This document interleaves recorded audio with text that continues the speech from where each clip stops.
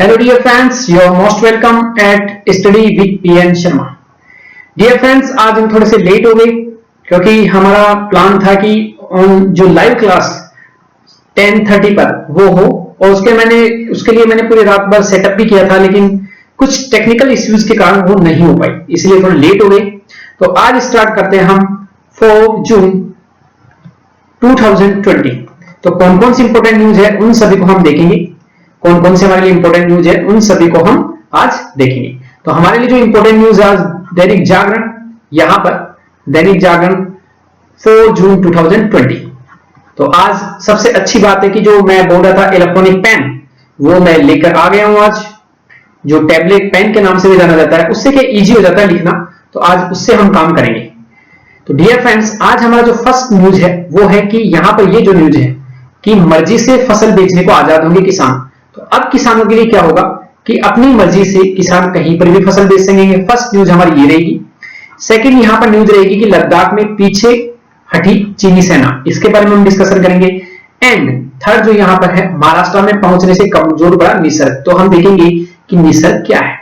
तो यहां पर फर्स्ट जो है, जो किसान है, किसान वो अपनी मर्जी से फसल बेचने के लिए आजाद होंगे। तो किसान के लिए क्या क्या यहां पर प्रावधान किया गया है हाल में, उसमें देखेंगे। तो यहां पर जो आवश्यक वस्तु अधिनियम है, मींस एसेंशियल कमोडिटीज एक्ट, उसमें चेंज किया गया है और खेती पर ही उपज बेचना संभव, मींस खेत पर ही उपज बेचना संभव। देखो मैंने पहले भी इस पर कई बार डिस्कशन किया है, तो यहां समझेंगे हम कि क्या क्या मामला है। यहां पर जो हमारे लिए इंपॉर्टेंट है कि हाल में क्या कृषि उत्पादकों को आवश्यक वस्तु, कुछ कृषि उत्पादकों को आवश्यक जो वस्तु अधिनियम है 1955, जो एसेंशियल कमोडिटीज एक्ट 1955 है, उससे क्या कर दिया, बाहर कर दिया। कौन कौन सी है फसलें, साथ में इसमें जो कॉन्ट्रैक्ट फार्मिंग था उसमें भी चेंज किया है कि अब किसान क्या करेगा, डायरेक्टली अपनी फसल को किसी, अगर यहां किसान है तो ये किसी कंपनी को डायरेक्टली सेल कर पाए, तो इसे बोलते हैं कॉन्ट्रैक्ट फार्म। आगे हम इसमें देखेंगे कि हाल ही में इसके लिए गवर्नमेंट क्या लेकर आई है। गवर्नमेंट इसके लिए अध्यादेश लेकर आई है। गवर्नमेंट इसके लिए क्या लेकर आई है, अध्यादेश। तो ये हम समझेंगे।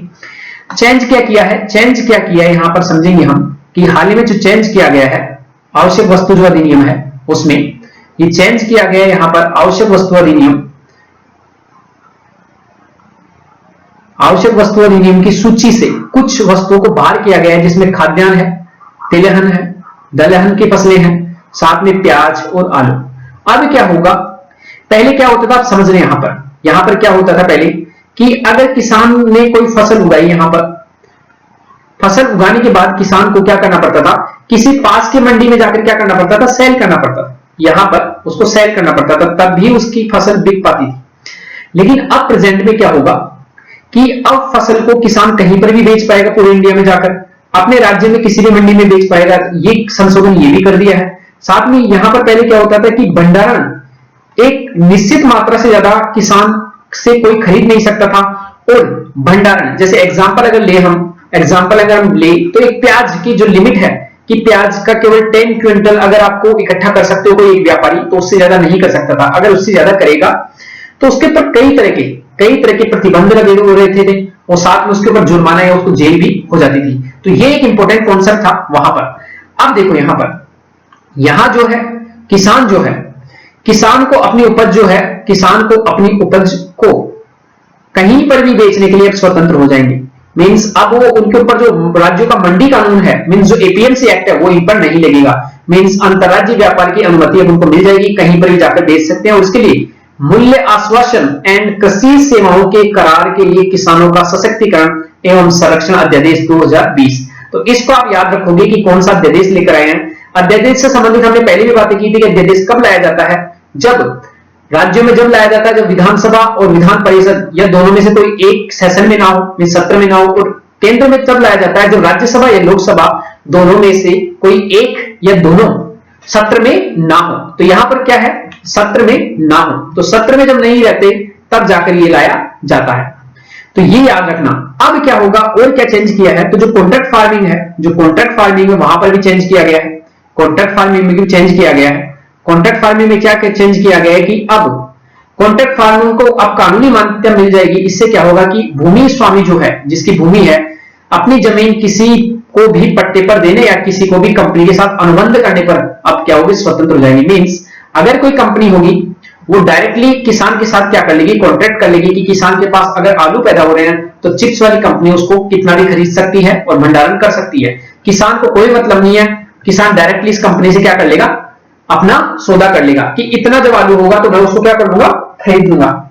तो किसान के लिए भी फायदा है और जो कंपनी है उसके लिए भी फायदेमंद है। तो ये चेंज किया गया है, आप थोड़ा सा याद रखना कौन कौन से चेंज किए गए यहां पर, ये सभी चेंजेस किए गए हैं, तो ये सभी आप थोड़ा सा याद रखना। इससे अर्थव्यवस्था को भी फायदा होगा, इससे अर्थव्यवस्था को भी फायदा होगा, इससे अर्थव्यवस्था को फायदा होगा, क्योंकि यहां पर जो एक इंपॉर्टेंट कॉन्सेप्ट है वो समझेंगे हम। क्या कॉन्सेप्ट है कि सकल घरेलू जो जीडीपी है उसमें एग्रीकल्चर का भी केवल 17% भाग है, जबकि जो 53% आबादी निर्भर है किस पर, एग्रीकल्चर पर। तो यहां क्या कॉन्सेप्ट है आप समझना, यहां पर क्या कॉन्सेप्ट है कि अगर हमारे जीडीपी में 100 रुपए आ रहे हैं तो 100 रुपए में से केवल और केवल कितना, 17 रुपए कहां जा रहे हैं, एग्रीकल्चर पर। और वो भी एग्रीकल्चर से 17 रुपए कितने लोग बांट रहे हैं उसको, 53% पॉपुलेशन जो है हमारी इंडिया की, उसके पास 17 रुपीज पर पहुंच रहे हैं। मींस इनके पास आय का साधन बहुत कम है। इसीलिए अभी जब इनके पास केवल 53 लोगों के पास 53% जनसंख्या के पास केवल 17 रुपए पहुंच रहे हैं, बाकी पैसा 83 रुपीज बाकी जो पॉपुलेशन है उसके पास जा रहा है। मींस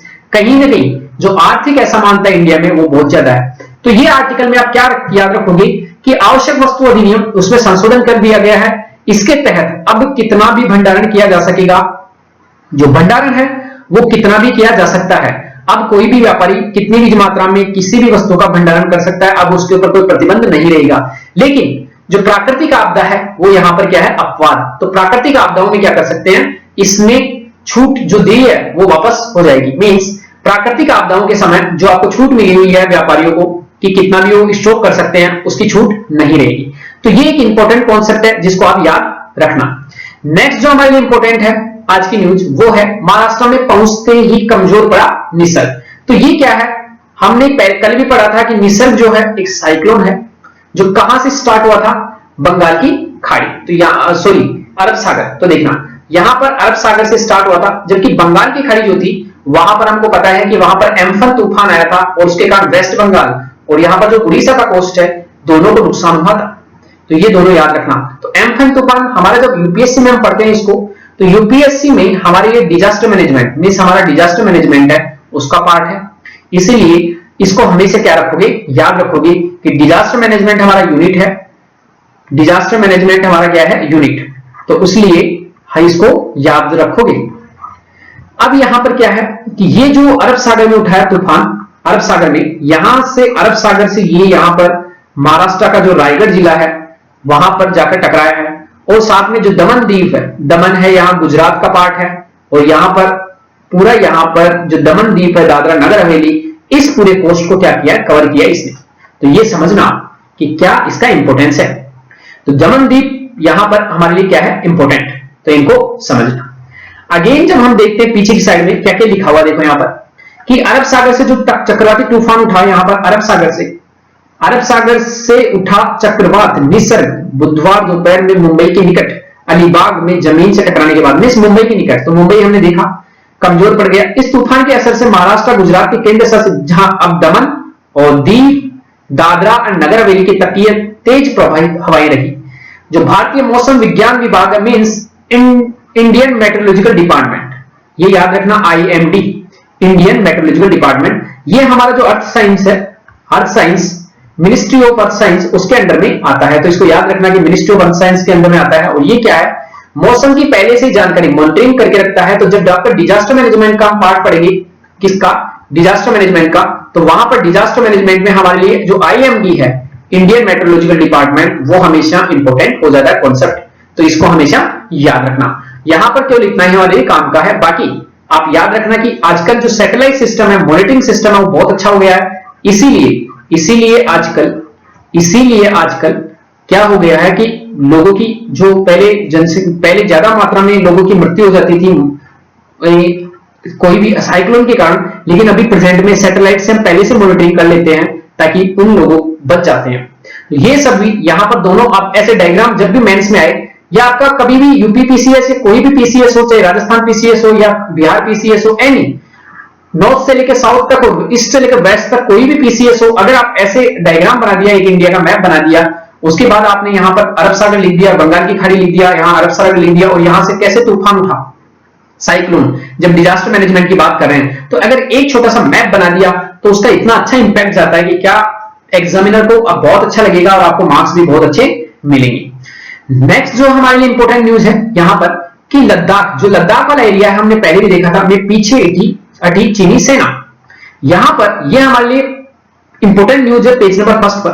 तो हमने पहले भी डिस्कशन किया था, हमने देखो पहले, अब डेली न्यूज़पेपर में सेम चीजें आती रहती है, सेम डिस्कशंस होते रहते हैं, सेम न्यूज आती रहती है। तो जब एक बार आपने कंसंट्रेशन करके पढ़ लिया कि अगेन चीनी सेना ने गोलान घाटी में अपने कदम पीछे खींच लिए हैं, भारतीय सेना भी सकारात्मक जवाब दिया है, और भारतीय सेना ने भी सकारात्मक जवाब दिया है। एलएसी पर प्रॉब्लम हुई है, एलएसी से वास्तविक जो नियंत्रण रेखा है उसे 2 किलोमीटर पीछे हट गई है। मींस अब देखना, यहां पर एलएसी थी, एलएसी यहां पर इंडिया का पार्ट है और इधर चाइना की आर्मी क्या कर रही थी कि यहां पर एलएसी के अंदर आ गई थी इंडिया की तरफ, इंडिया की बाउंड्री में। अब वो एलएसी जो है उससे यहां पर 2 किलोमीटर पीछे खिसक गई है। तो ये इंपॉर्टेंट बात है। जो गोलान घाटी है, जो गोलान क्षेत्र है, चीनी सेना ने जो गोलान क्षेत्र है वहां से अपने टेंट अब उखाड़ लिए हैं, और पिछले महीने चीनी सेना ने एलएसी के पास टेंट लगा दिए। तो ये बड़ी बात है। आप देखो, हमने पहले भी बातें की थी माय डियर फ्रेंड्स, आप सभी अगर मेरे पास कंटिन्यू हो मेरे साथ अगर, तो ये हमेशा आया था, आपको मैंने बताया था कि दौलत बेग ओल्डी, देखो आज ये नाम आया है, उस दिन आपको शायद नया लगा हो कि दौलत बेग ओल्डी। अगर हम यहां पर लद्दाख का अगर ये मैप बनाएं लद्दाख का, तो लद्दाख के नॉर्थ साइड में यहां पर दौलत बेग ओल्डी एक जगह थी, वहां से हम दौलत बेग ओल्डी से वहां से हम एक रोड बनाकर लाए थे, कहां पर, सियोक, यहां पर लेह तक और सियोक रिवर तक। तो दौलत बेग ओल्डी हमेशा याद रखना, वो नॉर्थ पार्ट में, आगे भी हम देखेंगे। गोलान घाटी यहां पर कहीं देखे थे हम, आगे मैप में हम जरूर देखेंगे गोलान घाटी कहां पर है। उसके बाद जो पेंगोंग लेक है वो क्षेत्र में भी काफी आगे आ गई थी, कौन, आर्मी, किसकी, चाइना। तो ये सभी इंपॉर्टेंट था। यहां पर बाकी जो हमारे इंपॉर्टेंट नहीं है खबरें, जो हमारे इंपॉर्टेंट है कि विकास योजनाओं में रोड़े अटकाती रही है यहाँ की आर्मी, चीनी आर्मी। चीनी सेना लद्दाख में जो वास्तविक नियंत्रण रेखा, मींस हमारा जो लाइन ऑफ एक्चुअल कंट्रोल है, वहां पर जो विकास प्रोजेक्ट है, हमने देखा कि गोलन घाटी, चाहे हमारा पेंगोंग तसो लेक हो, तीनों जगह पर घुसपैठ के बाद वहां पर सेना ने भी बड़े तेवर दिखाए हैं, मींस मोर्चा संभाला। तो जो हमारा विकास प्रोजेक्ट है वहां पर उनको ये क्या करती है, नुकसान पहुंचाती है, उनको रोकने की कोशिश करती है। तो यहां पर देखो सेम, ये पहले भी हमने मैप बात इन पर डिस्कशन किया था, अगेन ये सेम वही मैप है जो आज देखो न्यूज में आए हैं। तो यहां पर समझना, हमने देखा था कि ये जो एरिया है ये 1962 में इंडिया से छीन लिया था, किसने, चाइना ने। ये हमारा कौन सा पार्ट है, लद्दाख का पार्ट था, इसको बोलते हैं अक्साई चीन। और चाइना ने यहां पर, चाइना का सिंजियांग प्रांत है, सिंजियांग प्रांत से यहां से अक्साई चीन से होते हुए यहां तिब्बत तक क्या है, रोड बना दी है। तो ये रोड का दिखा रहा है मैप, ये जो लाइन है ग्रीन, ये है हमारा अक्साई चीन तक हमारा दावा है कि इंडिया का, कि हमारा है, India claim line, means India claim करता है कि यहां तक मेरा क्षेत्र है। ब्रिटिश लाइन मींस ये जो व्हाइट लाइन है ये ब्रिटिश के द्वारा खींची गई थी कि चाइना का इधर पार्ट है, इंडिया का पार्ट इधर है। लेकिन 1962 का युद्ध था, उसमें यहां तक चाइनीज आर्मी आ गई थी। ये जो लाइन दिखा रही है, ये जो लाइन है यहां पर, वो कहां, चाइना 1962 में, जो 1962 है यहां पर सितंबर 1962 में चाइना यहां तक पहुंच गया था। बाद में line reached by China in November, तो नवंबर में पहुंच गया कहां, चाइना, यहां पर। तो चाइना जहां पर रुका 1962 के युद्ध में, उसी को क्या बोल दिया, line of actual control, line of actual control. और यहां पर कौन सी है, देखो यहां पर गोलान घाटी है। मेरा एक वीडियो है, एक वीडियो मैंने बनाया 1.48 सेकंड का, मिनट का, मींस लगभग 2 मिनट का वीडियो है। उसमें डायरेक्टली इंडिया की आर्मी और चाइनीज आर्मी जो है वो गोलान जो घाटी है उसके दोनों तरफ खड़ी है, और उन दोनों के बीच में स्टैंड ऑफ चल रहा है, मींस गतिरोध चल रहा है, और लाइव वीडियो है पूरा कि कैसे आर्मी वहां पर डटी हुई है, कैसे नारेबाजी हो रही है। तो उस वीडियो को आप जरूर देखना, तो आपके कॉन्सेप्ट क्लियर होंगे थोड़े। ये लद्दाख जो एरिया है उसका अगर हम 3-4 एरिया बांटे, नॉर्थ, यहां पर साउथ, ईस्ट एंड वेस्ट। तो ये जो ईस्ट लद्दाख है, ये पूरा ईस्ट लद्दाख का पार्ट है। यहां पर क्या चल रहा है, स्टैंड ऑफ। तो ईस्ट लद्दाख वाले पार्ट में क्या चल रहा है, स्टैंड ऑफ। यहां पर हम देखेंगे कि क्या स्टैंड ऑफ चल रहा है। यहां पर अगर आप देखोगे तो जो पेंगोंग लेक है, यहां पर हमने देखा कि पेंगोंग लेक पे यहां पर स्टैंड ऑफ रखा है, लद्दाख वाला पार्ट है, गोलान घाटी यहां पर। अब जो हमारा दौलत बेग ओल्डी है, देखो यहां पर, तो ये क्या है, दौलत बेग ओल्डी। यहां से हमने सड़क बनाया और यहां से होते हुए हम एक कहां पर आ गए हैं, सियोग जो रिवर है वहां तक, और यहां से हम लेह तक जाने वाले हैं। जो लेह एक डिस्ट्रिक्ट है, अगेन लद्दाख डिस्ट्रिक्ट है, लेह एक डिस्ट्रिक्ट है। तो ये सभी अब हमने क्या किया है, देखो यहां पर दौलत बेग ओल्डी है, वहां से हमने क्या बनाया, एक रोड बनाया है। जो यहां पर जो मुरुगा एक जगह है, वहां से DSDO, ये हमको याद नहीं रखना है, हमको डायरेक्टली केवल दौलत बेग ओल्डी, एक हमको सियोग याद रखना है, सियोग एक रिवर है, वहां से पास में होते हुए ये कहां तक जा रहा है, लेह तक। तो ये जो रोड है इसको लेकर भी चाइना क्या करता है, चाइना हमेशा बोलता है कि यहां पर जो LAC है, लाइन ऑफ एक्चुअल कंट्रोल है, यहां पर आप क्या मत करो, कोई भी संरचनाओं का निर्माण मत करो। जबकि सेम इंडिया वाला पार्ट जो है अक्साई चीन, वहां पर पूरा तिब्बत तक पहुंच गया है, कहां से, जो सिंजियांग प्रांत है चाइना का, वहां से। तो चाइना दोखला व्यवहार कर रहा है, ये गलत है। चाइना दोखला व्यवहार कर रहा है कि खुद जब योजनाओं का निर्माण करता है तो कोई बात नहीं, लेकिन जैसे इंडिया करता है तो उसको प्रॉब्लम होती है। यहां पर जो एक न्यूज है वो है ओसबी कोष आयोग, इसके पुनर्गठन को मंजूरी दी है। एक हमारे लिए इंपॉर्टेंट है, माल्य का प्रत्यर्पण कभी भी हो सकता है, तो ये हमारे लिए सिंपल सी एक न्यूज है। जो हमारे लिए इंपॉर्टेंट न्यूज है वो है इंडिया ऑस्ट्रेलिया की पहली वर्चुअल बैठक आज होगी, तो इसके बारे में हम पढ़ेंगे। और एक हमारे लिए जो है नेक्स्ट न्यूज वो महानरेगा में व्यक्तिगत ढांचा निर्माण में भी शामिल, मींस अब महानरेगा में जो आप व्यक्तिगत रूप से कोई स्ट्रक्चर बना रहे हो वो भी इसमें शामिल किया जाएगा। तो ये क्या है, देखो यहां पर न्यूज पेज नंबर कौन सा है, पेज नंबर 3, राजनीति। तो यहां पर देखना, ओसबी कोष आयोग के पुनर्गठन को मंजूरी, मींस ओसबी कोष क्या है, हाल ही में जो केंद्रीय मंत्रिमंडल है, जो हमारा कैबिनेट मिनिस्ट्री है, कैबिनेट है, उसने क्या किया है कि भारतीय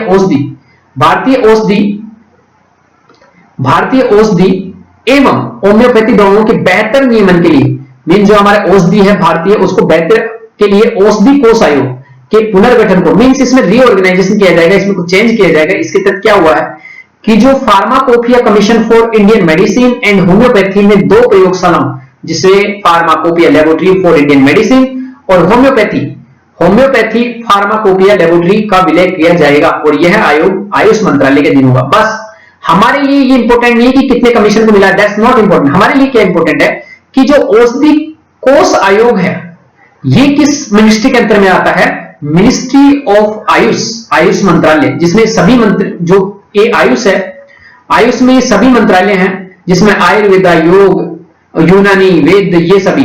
तो ये सभी इसमें जितने भी हमारी चिकित्साएं हैं उसके नाम से आयुष बना है, तो ये थोड़ा सा याद रखना। साथ में अभी हाल ही में क्या हुआ कि ये जो फार्माकोपिया कमीशन है, फार्माकोपिया कमीशन, इसकी गठन हुआ था 2010 में, और ये आयुष मंत्रालय के दिन एक स्वास्थ्य इकाई है। तो ये थोड़ा सा याद रखना कि किस मंत्रालय के अंतर्गत आता है। बाकी यहां पर किस पोर्ट का नाम बदलकर क्या कर दिया गया, दैट्स नॉट इंपॉर्टेंट, थोड़ा सा याद रखना। जो कोलकाता पोर्ट है उसका नाम बदलकर श्यामा प्रसाद मुखर्जी पोर्ट रख दिया, बस इतना सा याद रखना, that's not important for UPSC and state PCS. यहां पर क्या चेंजेस किया है, that's not important, directly exam में कभी नहीं पूछेगा, हमारे लिए केवल इतना सा न्यूज इंपॉर्टेंट था। अब हम चलते हैं नेक्स्ट न्यूज पर।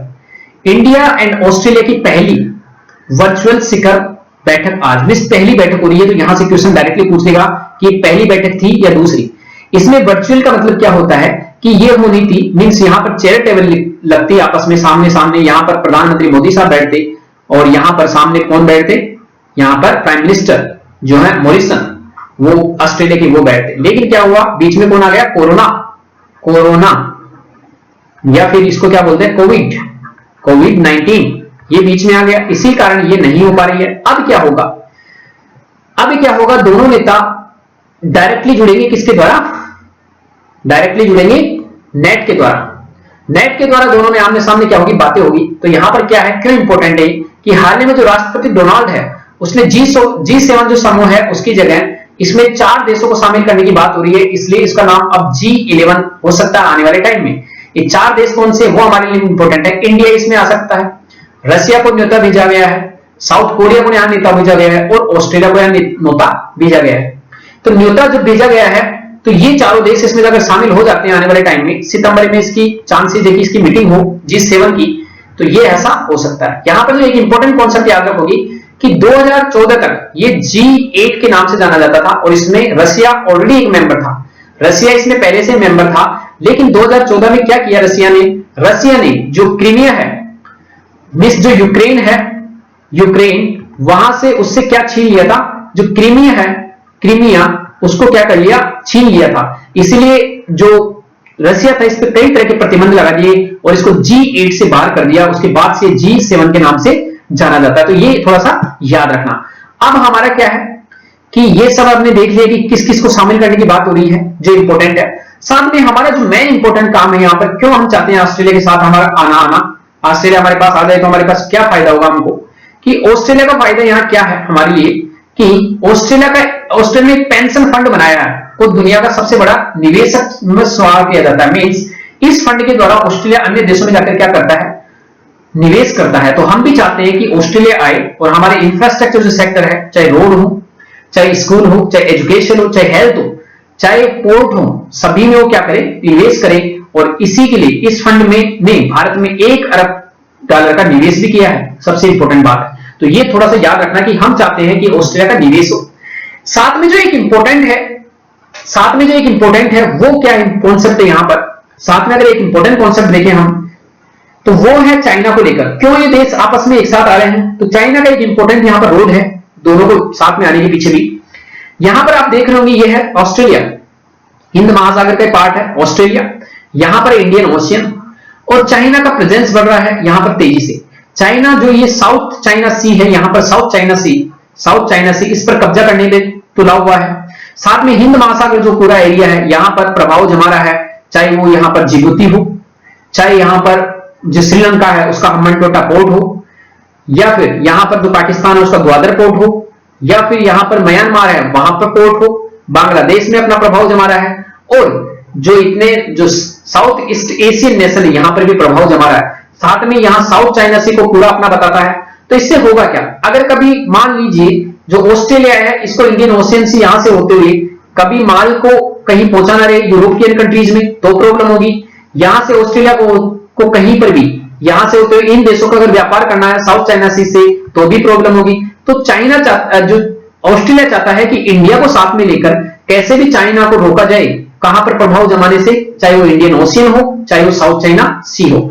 अगर आप मेरे साथ डेली जुड़े हुए हैं तो मैंने कई बार इस पर बात की है कि साउथ चाइना सी अगर इस टाइप से है तो वहां पर 9 डैश लाइन 1 2 3 4 5 6 7 8 और 9 तो 9 लाइन के आधार पर जो साउथ चाइना सी है उसको पूरा यहां पर जो 9 डैश लाइन के आधार पर पूरा साउथ चाइना सी पर कब्जा कौन बताता है, चाइना अपना। जबकि अन्य देशों की जो कुछ बाउंड्रीज है जो समुद्र पर उनका अधिकार है उसको भी मान्यता नहीं देता है, क्योंकि हम जानते हैं कि अगर किसी देश की सीमा जो थल सीमा है उससे लेकर उसकी जल के अंदर तक की जो सीमा है, जैसे अगर इंडिया की बात करें तो इंडिया का ये साउथ वाला पार्ट है मिस कोस्टल रीजन, उससे लेकर जो समुद्र का 200 नॉटिकल माइल है 200 नॉटिकल माइल वहां तक अधिकार उस देश का रहता है। लेकिन यहां पर ऐसी मान्यता चाइना नहीं देता है, इसीलिए साउथ चाइना सी बहुत इंपॉर्टेंट हो जाता है। तो कैसे इसको रोका जाए इंडिया को, इसलिए इन देशों की जो मीटिंग है आपस में वो बहुत इंपॉर्टेंट हो जाती है। तो ये थोड़ा सा याद रखना।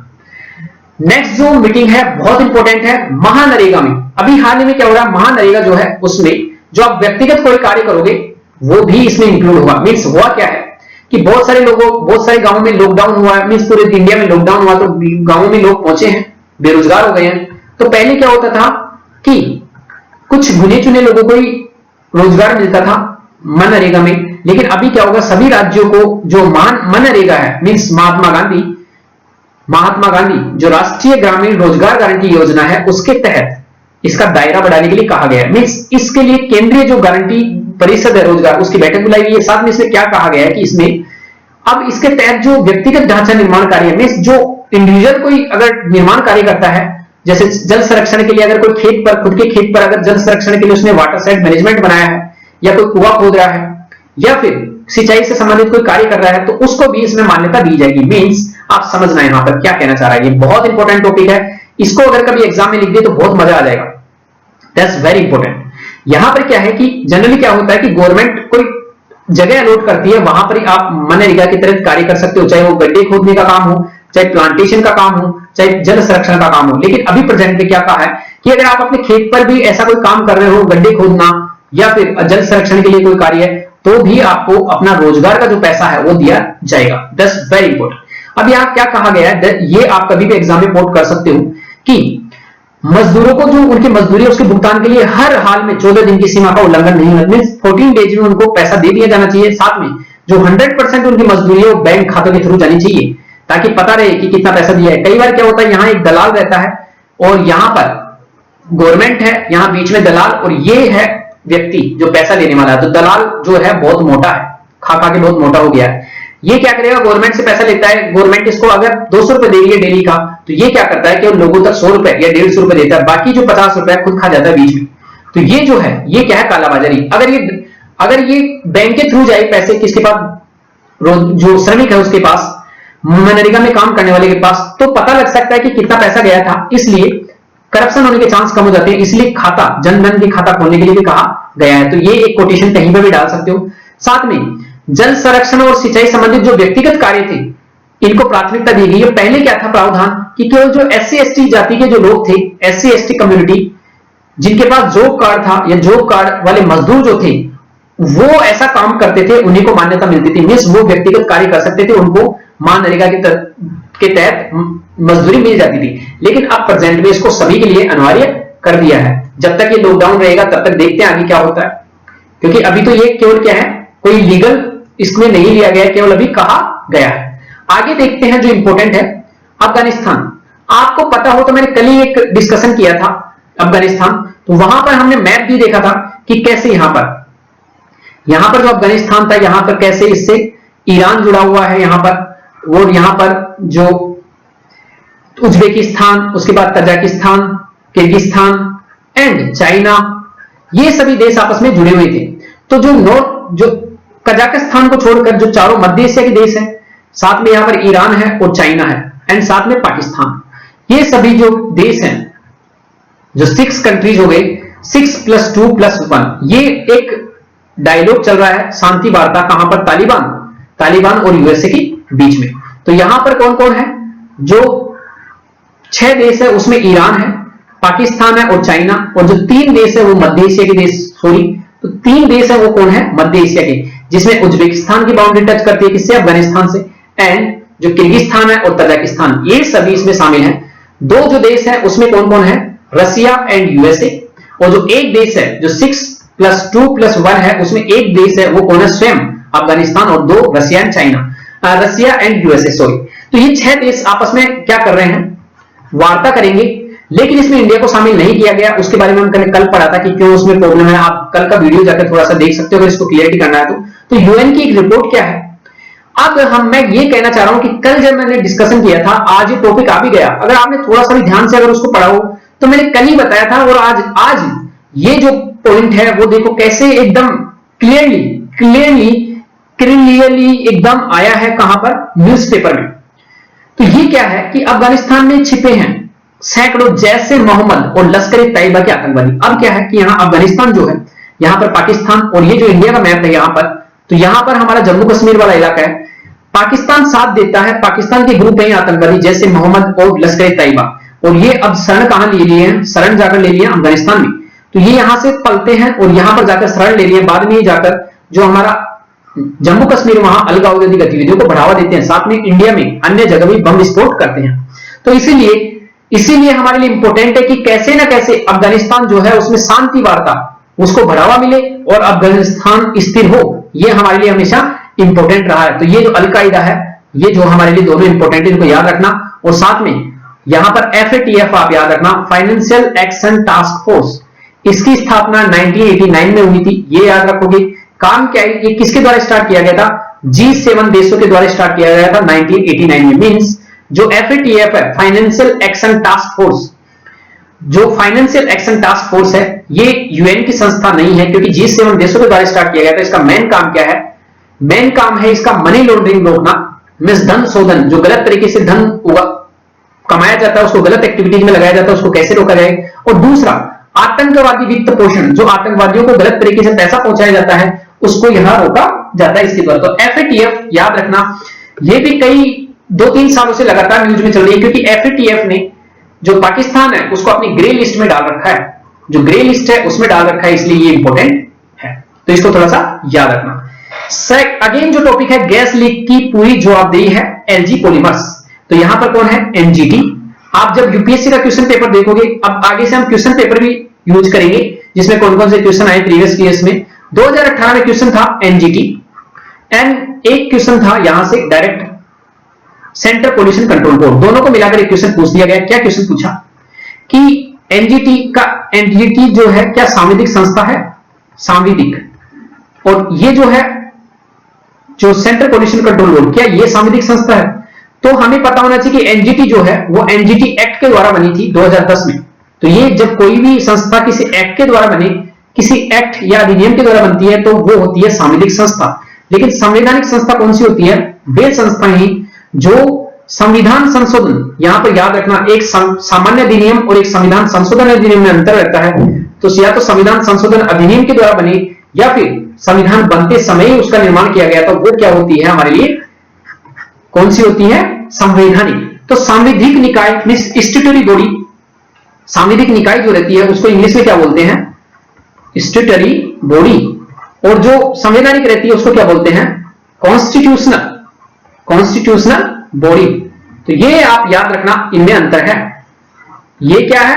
सांविधिक संस्था है, जो संविधिक उसका निर्माण सामान्य अधिनियम के द्वारा होता है, जबकि संविधान संशोधन अधिनियम या संविधान निर्माण के समय जिनका निर्माण हुआ था वो क्या है? जैसे एग्जांपल जो जीएसटी काउंसिल है, जो जीएसटी परिषद है, उसकी स्थापना कैसे हुई थी? संविधान संशोधन के द्वारा।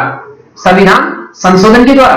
तो वो क्या है? एक हमारा जो संवैधानिक निकाय हो गया। तो ये थोड़ा सा याद रखना, ये दोनों साथ में सेंट्रल पोल्यूशन कंट्रोल बोर्ड है, ये भी एक सांविधिक निकाय है, क्योंकि इसकी स्थापना जो जल प्रदूषण अधिनियम है, जल प्रदूषण अधिनियम, उसके तहत इसका निर्माण हुआ है। तो ये दोनों याद रखना। डायरेक्टली क्वेश्चन पूछ लिया गया था। तो यहां पर पूरा कॉन्सेप्ट क्या है कि गैस लीक की पूरी जवाबदेही कौन है? LG polymers. जो विशाखापट्टनम में गैस लीक हुआ था उसमें पूरी एलजी पॉलीमर्स जो कंपनी है उसको ठहराया है, क्योंकि स्वास्थ्य को लेकर हमारा जो एनजीटी है वो पर्यावरण का ध्यान रखती है, तो यहां पर्यावरण को नुकसान पहुंचा है, इसलिए इसने ऐसा मुकदमा सुनाया है। पेज नंबर 8 पर अगर मैं बात करूं तो यहां एडिटोरियल आते हैं ना। तो ये एडिटोरियल काम है अपनी ज्ञान परंपरा से जुड़ने का समय। जस्ट सिंपल, अगर आप पढ़ के छोड़ दोगे तो कोई दिक्कत नहीं है। ये फिलोसफिकल टॉपिक है, मींस यहां समझने वाला साइंस कुछ नहीं है, आप पढ़कर इसको छोड़ सकते हो। संक्रमण की रफ्तार, जिसको ना पढ़ो तो अच्छा रहेगा। 4 धाम यात्रा, नो नीड। फिर सामने आई अमेरिका की कमजोरी। तो उसका अमेरिका की कमजोरी कुछ नहीं है, यहां पर अमेरिका की कोई कमजोरी सामने नहीं है। जस्ट एक अश्वेत व्यक्ति था, उसको पुलिस की हिरासत में मार दिया गया था। तो ये हिरासत का मामला यहां किसी तरह के नक्सलवादी नहीं है। वो नस्लवादी कोई ऐसी बात नहीं है कि नक्सलवादी जनरली जब देखा जाता है कि जनरली कोई व्यक्ति मार दे। अब यहां पर हो जाता है कई बार, यहां पर सामान्य व्यक्ति भी मारा जाता है कई बार पुलिस की गोलीबारी में। तो इस टाइप से नहीं कि कहें कि एक घटना के कारण पूरी अमेरिका की कमजोरी सामने आ गई, तो इस टाइप की न्यूज नहीं है। पेज यहां पर कोई और काम की न्यूज नहीं है, तो पढ़ने की जरूरत नहीं है, इनको छोड़ सकते हो आप, कोई कॉन्सेप्ट बेस नहीं है। अगेन देखो सैम, नस्लवाद की आग में झुलसता अमेरिका। तो नस्लवाद नहीं है यहां पर। अगर कोई व्यक्ति मारा जाता है, अगर उसके विरोध के लिए अगर कोई व्यक्ति मींस जो लोग उसके साथ एक साथ आते हैं, तो क्या इससे नस्लवाद आ गया? नहीं, नस्लवाद की आग में नहीं जल रहा है। केवल एक व्यक्ति मारा गया था, उसके विरोध के लिए कि आगे ऐसी पुलिस दुर्घटनाएं ना हो, उसको रोकने के लिए पूरा क्या चल रहा है? विरोध प्रदर्शन। तो यहां ज्यादा इसमें होने की जरूरत नहीं है। यहां चीन पर हिंसा भड़काने का संदेश, ये सब गलत है। तो यहां पर पूरा ये जो है वो गलत है। सार्थक वो शिक्षा का उद्देश्य ये हम समझ सकते हैं कि शिक्षा कैसी होनी चाहिए। हम किसी पर्टिकुलर कभी नौकरियों के पीछे नहीं भागे, हम रिसर्च की तरफ ध्यान दें, हम अपने आप को काबिल बनाएं। ये सभी बातें हैं। कुछ हमारे जो एजुकेशन हो इस टाइप की हो कि रिसर्च, हम कुछ नए इनोवेशन मींस खोजे करें, ना कि केवल डायरेक्टली वैसे ही काम करें। तो ये सभी बातें यहां पर इंपॉर्टेंट है। अगेन, अमेरिका की कंपनियों पर डिजिटल टैक्स को मंजूरी। तो ये जो आया है पेज नंबर 10 पर आया है। जो पेज नंबर 10 है वहां पर ये आर्टिकल आया था दैनिक जागरण के। तो इसमें क्या कहा गया कि अमेरिका को अपनी जो कंपनियां हैं उस पर डिजिटल टैक्स को मंजूर ही नहीं। मींस अमेरिका पर इंडिया ने भी क्या लगाया, कई देशों ने डिजिटल टैक्स लगाया है। तो डिजिटल टैक्स होता क्या है, पहले ये देखेंगे। देखो माय डियर फ्रेंड्स, यहां पर क्या होता है कि बहुत सारी कंपनियां हैं, जैसे अगर एग्जांपल ले आप अमेजन। आजकल प्रेजेंट टाइम में क्या हो रहा है कि जैसे लॉकडाउन का समय चल रहा है, आपने देखा होगा, तो जो ऑनलाइन बिक्री है, जो ऑनलाइन हम ऑर्डर करते हैं, चाहे वो फूड का हो, चाहे वो क्लोथ्स का हो, चाहे और कोई इलेक्ट्रॉनिक सामान हो या कोई भी सामान जो ग्रोसरी हो, ये सभी चाहे अमेजन हम देखें, अमेजन, गोफर्स, ये है फ्लिपकार्ट, जितनी भी है, ये सभी बड़ी बड़ी कंपनियां हैं, वॉलमार्ट है, ये सभी बड़ी बड़ी कंपनियों में हम क्या करते हैं, घर बैठे बैठे, जैसे अगर मैं हूं यहां पर घर पर, तो मैंने क्या है, डिजिटल पेन बनवाया बैठे बैठे। तो टेबल पर बैठे हैं, लैपटॉप यहाँ पर रखा हुआ है, हम लैपटॉप पे बैठे बैठे क्या कर रहे हैं, ऑर्डर कर रहे हैं। ऑर्डर हमारा यहाँ पर ऑर्डर हो जाता है, उसके बाद एक व्यक्ति आता है, कुछ दिनों बाद और हमको सामान देके चला जाता है। मींस इस तरीके से कंपनियां क्या कर रही है, अपना व्यापार। तो इस तरीके से अगर मान लीजिए 10,000 रुपए का डेली या 10 लाख रुपए का डेली अगर ट्रांजेक्शन हो रहा है, 10 लाख रुपए का ऑनलाइन, किसके, अमेजन के खातों में, तो इस 10,000 की एक तरह से क्या हुआ, खातों पर अब इसमें से कुछ कमाई भी होगी। तो एक तरह से जो ये डिजिटल रूप से लेन देन हो रहा है, डिजिटल रूप से लेन देन हो रहा है, उस पर क्या करेगी गवर्नमेंट, चाहती है कि इस पर टैक्स लगाया जाए, क्योंकि कमाई तो कर ही रही है गवर्नमेंट, क्योंकि कंपनियां कमाई तो कर ही रही है इससे। तो इसीलिए इसमें ये क्या किया गया कि चाहे अब इसमें प्रॉब्लम क्या आ रही है कि अमेरिका चाहता है कि आप अनावश्यक रूप से हमारे ऊपर डिजिटल टैक्स थोप रहे हो, ये गलत है, जबकि ऐसा नहीं है। डिजिटल टैक्स लगाना जरूरी है, क्योंकि अभी प्रेजेंट जो एरा है ये क्या है, online, means digital time, digital economy अभी सब लोग बन रहे हैं, इसीलिए हमारे लिए प्रोटेक्ट हो जाता है। यहां पर जो ई कॉमर्स ट्रांजेक्शन टैक्स की शुरुआत इस साल के बजट में, मींस 2020-21 का जो बजट था उसमें स्टार्ट किया गया है। इसमें ई ट्रांजेक्शन जो भी होगा उसमें डिजिटल सर्विस टैक्स लगेगा, और कितना लगेगा, चालू वित्त वर्ष जो हमारा है 2020-21 उसके तहत 2% डिजिटल टैक्स के दायरे में 2 दर्जन से अधिक विदेशी कंपनियां आएगी। मींस यहां पर किस कंपनी को लाया जाएगा, जिसका एक पर्टिकुलर टर्नओवर हो, मींस कितना ज्यादा वो कमाई करती है उसका आधार भी बनाया गया है। और छोटी कंपनी है उसके ऊपर क्यों लगाया जाएगा, तो अगर वो 100 रुपए का ट्रांजेक्शन कर रही है तो उस पर क्या है, 2 रुपए जो है वो गवर्नमेंट इंडिया के रूप में सर्विस टैक्स के रूप में चला जाएगा, मींस डिजिटल टैक्स के रूप में गवर्नमेंट के खाते में चला जाएगा। That's very important. अगेन जो है हांगकांग का मामला हमने पहले भी पढ़ा था कई बार कि हांगकांग जो है, हांगकांग वो अगर आप यहां पर चाइना को देखें, यहां पर चाइना था, हमने पहले इसकी बात की थी, यहां पर हांगकांग है, मींस यहां से लगता हुआ क्या है, इससे बाउंड्री के टच। अगर ये साउथ चाइना का north, south, east and west वाला पार्ट है, तो यहां कहीं क्या है, हांगकांग।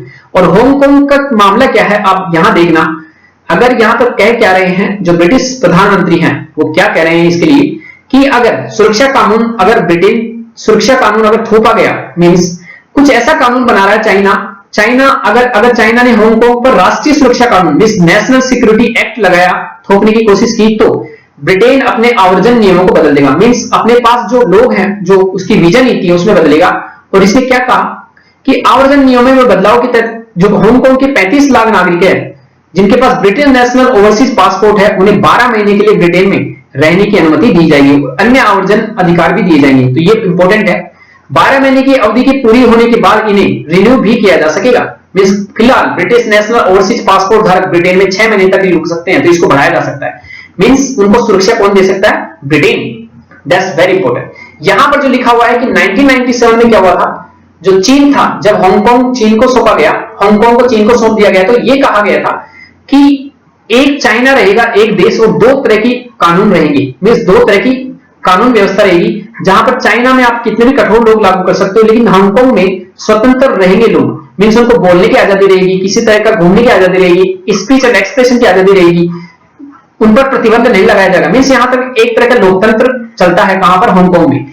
लेकिन हाल ही में जो ये लगाया गया है, हाल ही में जो ये है, हांगकांग पर राष्ट्रीय सुरक्षा कानून जो बनाया गया है, इसके तहत क्या है कि अगर कोई ब्रिटेन, जो चाइना है, उसके खिलाफ अगर कोई गलत काम करता है, हांगकांग में रहते हैं, तो हांगकांग से उस व्यक्ति के ऊपर मुकदमा कहां चलाया जा सकता है, चाइना में ले जाकर। तो एक तरह से क्या है, जैसे चाइना के बारे में बहुत बुरी कहावत है, और चाइना के बारे में कहा जाता है कि चाइना के विरुद्ध कोई भी काम करता है तो क्या करता है, इवन दो वहां का एक नोबेल प्राइज विनर था, उसको भी जेल में मरना पड़ा लास्ट एंड फाइनल। तो उसी तरह चाइना के विरुद्ध कोई भी काम करता है तो उसको जेल में डाल दिया जाता है, तो ये बहुत गलत है, इसी के कारण बड़ी प्रॉब्लम हो रही है। आगे यहां पर देखें पेज नंबर 11, तो अमेरिका में नहीं थम रहा है हिंसा और प्रदर्शन का। तो मैंने बताया कि एक अश्वेत आदमी की हिरासत में मृत्यु हो गई थी, उसी के तहत पूरा अमेरिका क्या कर रहा है, विरोध कर रहा है। विरोध मींस यहां पर वायलेंस भी हो रहा है, जो वायलेंस है वो भी हो रहा है, और साथ में जो प्रदर्शन है, जो रियोट्स है या फिर जितने भी प्रदर्शन है वो सभी हो रहे हैं। तो यहां पर एक इंपॉर्टेंट सिर्फ इतना से याद रखना, यहां पर जो एक इंपॉर्टेंट न्यूज है हमारे लिए, ये हमने देख लिया कि सुरक्षा कानून, अगर सुरक्षा कानूनों को थोपा गया तो ये हमने यहां से न्यूज देखी है, बाकी और कोई न्यूज यहां पर काम की नहीं। एक जो इंपॉर्टेंट न्यूज है पेज नंबर 10 पर, जो पेज नंबर 10 था, यहीं पर नीचे पेज नंबर 10, इससे जो पेज नंबर 11 से पहले पेज नंबर 10 था, यहां पर एक न्यूज आई क्या, ये बहुत इंपॉर्टेंट न्यूज है कि अब बर्दाश्त नहीं किया जाएगा सरपंच पतियों का हस्तक्षेप। जनरली जो राजस्थान है, राजस्थान के बारे में ये है न्यूज कि राजस्थान में क्या है कि जो पंचायत है, राजस्थान में पंचायत है, वहां पंचायत राज संस्थाएं, हमको पता है पंचायत राज इंस्टीट्यूशन, जिनको 73वां संविधान संशोधन और 74वां संविधान संशोधन पीवी नरसिम्हा राव उनके द्वारा 1993 में लाया गया। कई जगह 92 रहता है तो 92 ज्यादा बेस्ट है, तो 92 सही है। 92 में इन संस्थाओं को क्या किया गया, स्थापना की गई। 73वां संविधान संशोधन कॉन्स्टिट्यूशनल अमेंडमेंट एक्ट और 74वां कॉन्स्टिट्यूशनल अमेंडमेंट एक्ट मींस 73वां संविधान संशोधन और 74वें संविधान संशोधन के तहत पंचायत राज इंस्टीट्यूशन जो है इनको कानून का दर्जा दे दिया गया, मींस इनको संविधान में इंक्लूड कर लिया गया।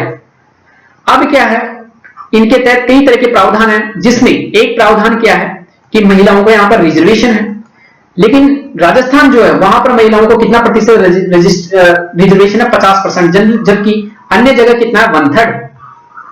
तो यहां पर 50% रिजर्वेशन है अगर महिलाओं को, तो क्या होता है, बड़ी संख्या में महिलाएं सरपंच बन जाती है। लेकिन बाद में क्या होता है, महिला का पति है, जो हस्बैंड है, वो महिला का दादा है, या फिर महिला का कोई फादर है, या फिर उसका अंकल है, मतलब ये सभी लोग, चाहे उसका ससुर हो सकता है।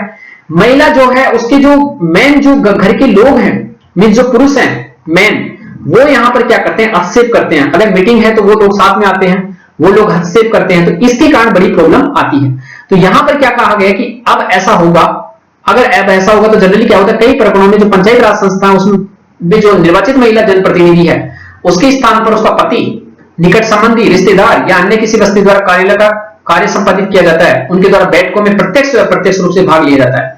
पंचायत राज संस्थाओं के निर्वाचित सदस्यों या पदाधिकारी यदि ऐसा कृत्य करते हैं तो उनका ये असमर्थ है, दुराचार की श्रेणी, मिसबिहेवियर या इनकैपेसिटी, ये बहुत इंपॉर्टेंट है, मिसबिहेवियर या इनकैपेसिटी माना जाएगा। आपको पता हो तो सुप्रीम कोर्ट और हाई कोर्ट के जो जज हैं उनको भी इसी आधार पर हटाया जा सकता है कि अगर ये लगे राष्ट्रपति को कि मिसबिहेवियर कर रहे हैं, इनकैपेसिटी है, तो ऐसा यहां माना जा सकता है, उनको हटाया जा सकता है। पंचायत राज अधिनियम 1994 की धारा 1938 के तहत इन्हें हटाया जा सकता है और कार्रवाई की जा सकती है। इसीलिए इनके लिए जो अनुशंसात्मक नियमों, तो ये बहुत इंपॉर्टेंट है। यूपीएससी में कई बार क्वेश्चन आता है कि जो पंचायत राज इंस्टीट्यूशन है उनके आने के बाद क्या जो भी लोकल गवर्नेंस है, क्या जो गांव के लोग हैं वो मजबूत हो गए हैं, महिलाएं क्या मजबूत हो गई है, क्या क्या प्रॉब्लम है, उससे एक जो बड़ा प्रॉब्लम है ये है। तो ये इसको थोड़ा सा याद रखना, बहुत इंपॉर्टेंट पॉइंट है, कभी भी यूज हो सकता है। पिथौरागढ़ में उच्च हिमालय खुला और चहल पहल अब गायब, लेकिन चहल पहल अभी नहीं है। तो यहां पर हमने देखा था पिथौरागढ़ डिस्ट्रिक्ट क्यों न्यूज में आया था कि हमने देखा था, यहां पर आपको पता हो तो यहां से देखते हैं। आप इस न्यूज को तो पढ़ ही लोगे आराम से कि प्रसिद्ध कैलाश मानसरोवर यात्रा, ये मैं आपको बताऊंगा कहां होता है, साथ में ये कहां पर पाया जाता है। कैलाश मानसरोवर इंपॉर्टेंट है, चीन व्यापार के लिए भी इंपॉर्टेंट है। यहां पर कैलाश मानसरोवर यात्रा 10 800 इंपॉर्टेंट। तो यहां पर देखेंगे कि उच्च हिमालय के जो गांव है वहां पर काफी मात्रा में ऐसा होता है। तो देखो क्या है, पिथौरागढ़ डिस्ट्रिक्ट कहां है, ये हमारा रहा उत्तराखंड। उत्तराखंड का ये जो एरिया है, सॉरी यहां पर गलत हो गए, हम चाइना में पहुंच गए हैं, चाइना और ज्यादा चिढ़ जाएगा। ओके, यहां पर ये क्या है, पूरा इंडिया का मैप है यहां तक, और ये क्या है, नेपाल यहां पर, और ये चाइना का। हमने क्या किया है, यहां से ये जो एरिया है ये क्या है, पिथौरागढ़, ये जो पिथौरागढ़ डिस्ट्रिक्ट है जिसमें कालापानी रीजन भी आता है, हमने यहां से एक सड़क मार्ग बनाया है, कहां से जाते हुए, कैलाश मानसरोवर के लिए। और ये कालापानी रीजन है, इसी के कारण कई दिनों से प्रॉब्लम चल रहा था। ये रहा रीजन यहां पर, इसमें देखना आप, ये जो रीजन है ये कालापानी रीजन है जो पिथौरागढ़ डिस्ट्रिक्ट में आता है, किसमें, हमारा इंडिया। और यहीं से सड़क मार्ग बनाया अभी हमने, सड़क मार्ग कैलाश मानसरोवर के लिए। ये पूरा जो सड़क मार्ग है ये कैलाश मानसरोवर के हमने कालापानी रीजन, धारचूला जो डिस्ट्रिक्ट है नेपाल का, उसके पास से। तो ये इंपॉर्टेंट, इस मैप को आप कभी भी एग्जाम में बना के आ सकते हो। लेकिन चाइना जो नेपाल है वो बोलता है कि जो धारचूला डिस्ट्रिक्ट है उसका पार्ट है कौन, कालापानी, और साथ में लिम्पी अधूरा जो कालापानी रीजन का सबसे नॉर्थ वाला पार्ट है, और लिपी लेक पास जो पास है, वो तीनों देश जो है, यहां एक पास है जो तीनों देश, इंडिया, नेपाल एंड जो चाइना है, उन तीनों के जंक्शन पर पाया जाता है लिपी लेक पास। यहां से होते हुए हमारा क्या जाता है, कैलाश मानसरोवर के लिए रास्ता। इसके लिए पहले क्या होता था, हम कहां से जाते थे, पहले हम ये जो सिक्किम वाला नाथुला पास था, नाथुला दर्रा, वहां से होते हुए हम कैलाश मानसरोवर तिब्बत से होते हुए जाते थे, लेकिन अभी हमने क्या कर लिया, उत्तराखंड से डायरेक्टली यहाँ पर लिपुलेख पास होते हम कैलाश मानसरोवर के लिए चले जाएंगे। तो ये पार्ट था कि कैसे पिथौरागढ़ डिस्ट्रिक्ट इंपॉर्टेंट है। यहां पर सिर्फ इतना सा याद रखना कि रणथंभौर जो सेंचुरी है वो राजस्थान में है, ये कई बार यूपीएससी में डायरेक्टली पूछ लिया जाता है, और जो केवलादेव है वो भी राजस्थान में, केवलादेव जो वाइल्ड लाइफ सेंचुरी है, और जो रणथंभौर है ये कहां पर है, राजस्थान में। तो राजस्थान में याद रखना, राजस्थान में एक जो टाइगर रिजर्व है यहां पर राजस्थान में, उसमें एक है रणथंभौर, उसके बाद एक है यहां पर मुकुंदरा हिल्स। ये आपको याद रखना है कि रणथंभौर, मुकुंदरा हिल्स। और केवलादेव जो है वो राष्ट्रीय उद्यान है केवलादेव, यहां पर भी घना पक्षी विहार भी है, और केवलादेव में यहां पर बहुत इंपॉर्टेंट है, ये कई बार यहां साइबन क्रेन्स आते थे, तो ये बहुत इंपॉर्टेंट है। और साथ में यहां पर एक है, हमने देख लिया रणथंभौर, एक मुकुंदरा हिल्स, ये दोनों आपको याद रखना है राजस्थान में। तो ये बहुत इंपॉर्टेंट है। यहां पर बाघ परियोजनाएं चली हुई है, लेकिन हाँ कई बार ये मारे जाते हैं बाघ, तो ये थोड़ा सा याद रखना कि किस कारण मारे जाते हैं। यहां पर कई बार इनको लोग ही, जो कई बार लोग होते हैं वो इनको जहर दे देते हैं आसपास जब उनके खेतों में आते हैं तो। अदरवाइज कई बार क्या होता है कि कई लोग इनका जो शिकार है वो भी इसको कर लेते हैं, तो इलीगल शिकार के कारण भी कई बार इनके लिए ट्रैप लगा दिए जाते हैं, उसके कारण मारे जाते हैं। तो ये थोड़ा सा याद रखना। अगेन जो नेक्स्ट लास्ट न्यूज हमारा वो है क्या, ये थियामन चौक, मैंने पहले बताया था आपको, थियामन चौक नरसंहार कहां था, चाइना, चीन का बर्बर चेहरा सामने आया था इसके कारण। 1989 में चीन ने क्या किया कि कुछ लोग प्रदर्शन कर रहे हजारों लोगों पर सेना ने, टैंक और सैनिकों ने हमला बोल दिया, जिसमें करीब 10,000 लोग मारे गए थे। तो थियामन चौक पर क्या था, यहां पर टैंकर आ रहे हैं।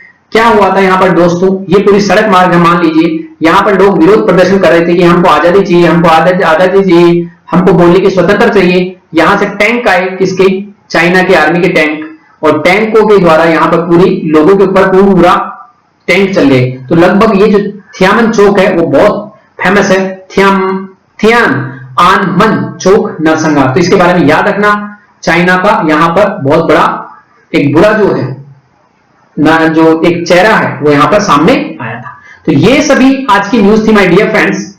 आज हमने 4 जून 2020, तो आज थोड़े लेट हो गए, लेकिन कल हम बहुत जल्दी कर देंगे। अब मेरे पास एक नया कॉन्सेप्ट आ गया ये वीडियो बनाने का, और थोड़ा अच्छे से हम और बाकी अच्छा सा बनाएंगे। तो my dear friends, thank you very much to all my dear friends.